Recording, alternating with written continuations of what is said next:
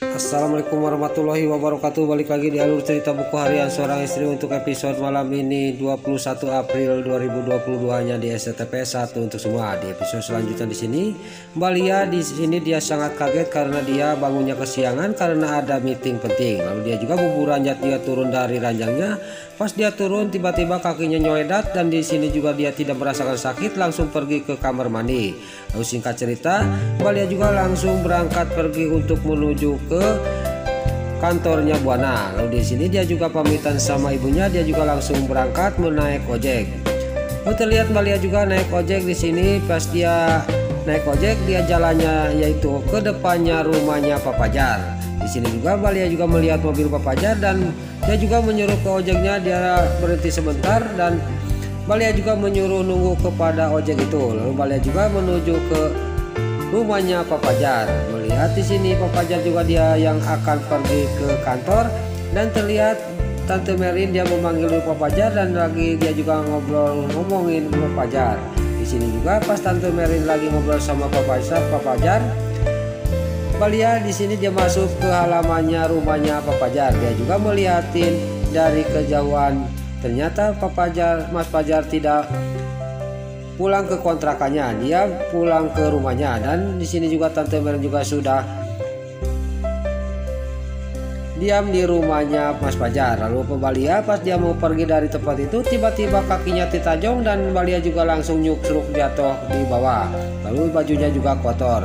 Lalu terlihat Pak Fajar juga mendengar ada suara yang jatuh dan dia melihat ada Mbak Lia. Itu kok Cornelia, kata batinnya Pak Fajar. Lalu Mbak Lia juga langsung pergi lagi naik ojek.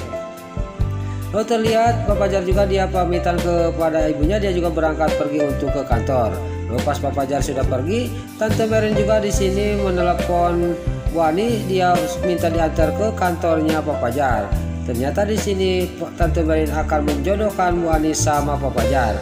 Tadinya Bu Ani juga di sini tidak mau, tapi tidak enak sama Bu Tante Merlin. Di sini juga dia juga pergi untuk mengantarkan Tante Merin ke kantornya Pak Fajar. Lalu di sisi lain di sini Dewa yang sudah sampai ke kantornya, Mbak Lia belum datang, dia juga marah-marah sendiri dan dia juga menelepon, dia tidak diangkat-angkat. Pas dia lagi marah-marah, lagi panik karena meeting sudah akan dimulai.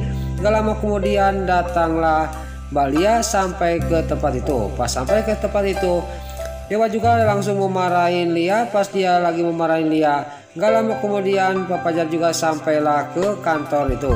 Lalu sini pas dimarahin Mbak Lia sama Dewa, Pak Fajar karena masih kesel sama Mbak Lia, dia juga tidak membantu Mbak Lia. Lalu sini terlihat gak lama kemudian datanglah Nana yang mau mengantarkan dompetnya Dewa yang ketinggalan.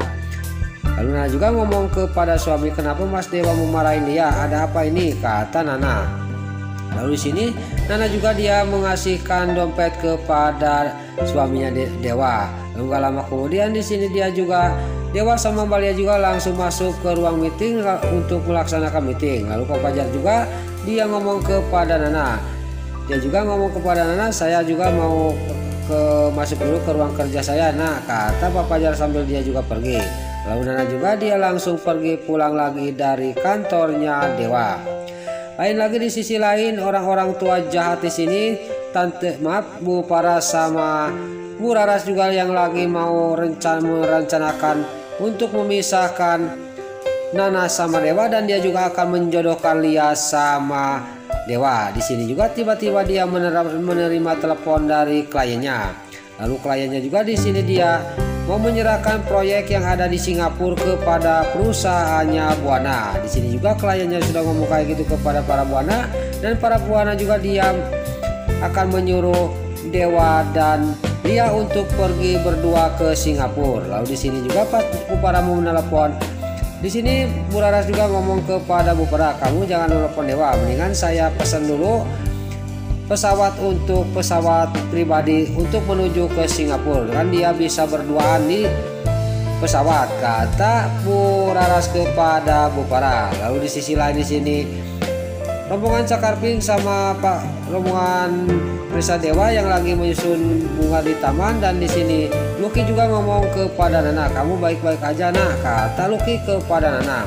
"Saya baik-baik aja, Lucky. Ada apa kamu nanya kayak gitu?" kata Nana kepada Lucky. Lalu Lucky juga ngomong kepada Nana, "Saya mimpi buruk semalam." Di sini juga Lucky juga menjelaskan dan menceritakan mimpinya kepada Nana. Pas di sini dia sudah menceritakan semuanya, Dewi sama Mbak Neta juga dia memarahin Lucky. "Kamu itu apa-apaan, Lucky?" kata Neta sama Dewi. Lalu Nana juga dia ngomong kepada Lucky sama rombongan Cakarping, "Memang benar, saya juga tadi malam mimpi buruk." Lalu di sini juga mimpi Nana juga diceritakan semuanya kepada Neta sama rombongan Cakarping dan rombongan Prisa Dewa. Lalu Neta juga ngomong kepada Nana, "Lebih baik kita sembahyang aja, Nak, supaya kita dan keluarga kamu bisa diselamatkan dari bahaya." Kata Neta, "Kita sembahyang di musola itu," kata Neta kepada Nana. Singkat cerita dia juga sembahyang di musola. Lalu Nana juga di sini berdoa kepada Yang Maha Kuasa supaya suaminya dimanapun berada supaya diberi keselamatan. Lalu di sisi lain di kantornya Pak Fajar, dia pas mau menelepon Koko, tiba-tiba datanglah Tante Merlin, mamanya sama Bu Ani ke ruang kerjanya dia. Lalu di sini Tante Merlin juga dia mau ngomong sama Pak Fajar, tapi Pak Fajar juga dia ngomong kepada Tante Merlin, "Saya tidak bisa pergi dulu, Mah, karena saya ada meeting penting," kata Pak Fajar kepada Tante Merlin. Di sini juga Pak Fajar juga dalam hatinya, "Sebenarnya ini mama ini akan menjodohkan saya sama Bu Ani, mendingan saya pergi aja." Lalu di sini Pak Fajar juga pergi dari hadapannya Tante Merlin.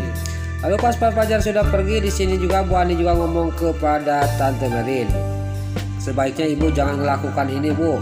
Saya tidak enak karena Pak Fajar itu sangat mencintai Balia. Mendingan Tante Merlin menyetujui hubungan mereka," kata Bu Ani. Singkat cerita Bu Ani juga pamitan dia pergi untuk ke panti asuhan.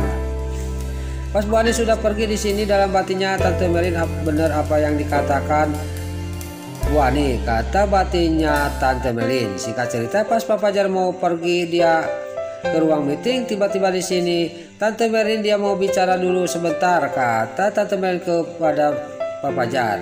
Lalu di sini Pak Fajar juga mau bicara apa lagi, Mah, kata Pak Fajar. Lalu di sini Tante Merlin juga dia tidak banyak basa-basi, langsung menceritakan semuanya kepada Pak Fajar bahwa dia akan merestui hubungan dia sama Cornelia. "Saya akan mengasih kesempatan sekali lagi kepada Lia," kata Tante Merlin.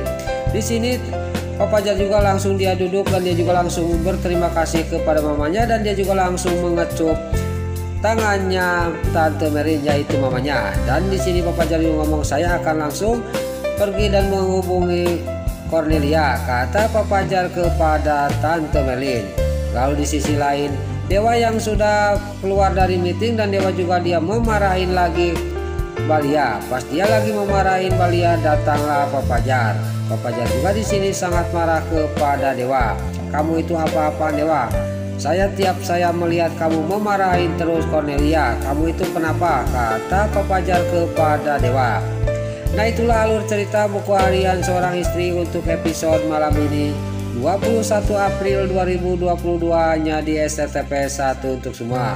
Sebelum Mimin pamit, yuk kita doakan para pemain dan kru BSI semoga diberi kesehatan, dan jangan lupa kita doakan sinetron buku harian seorang istri supaya bisa bertengger di rating nomor 1. Amin. Dan juga sebelum Mimin pamit, bagi dulu mama, tante, bunda-bunda dimanapun Anda berada yang baru bergabung dengan channel ini, jangan lupa tekan tombol like, komennya, dan subscribe-nya. Dan jangan lupa nyalakan lonceng notifikasinya juga ya guys. Dan juga sebelum Mimin pamit, Mimin mohon maaf kalau ada salah-salah kata dan kata-kata Mimin balelo, lobati soledat, kalau Mimin terus mudah, Mimin mohon maaf. Sekarang Mimin pamit. Wassalamualaikum warahmatullahi wabarakatuh. Salam sehat selalu dimanapun Anda berada. Selamat menunaikan ibadah puasa. Semoga amal ibadah puasa kita diterima oleh Allah Subhanahu wa Ta'ala. Amin ya Allah ya Rabbal Alamin. Terima kasih.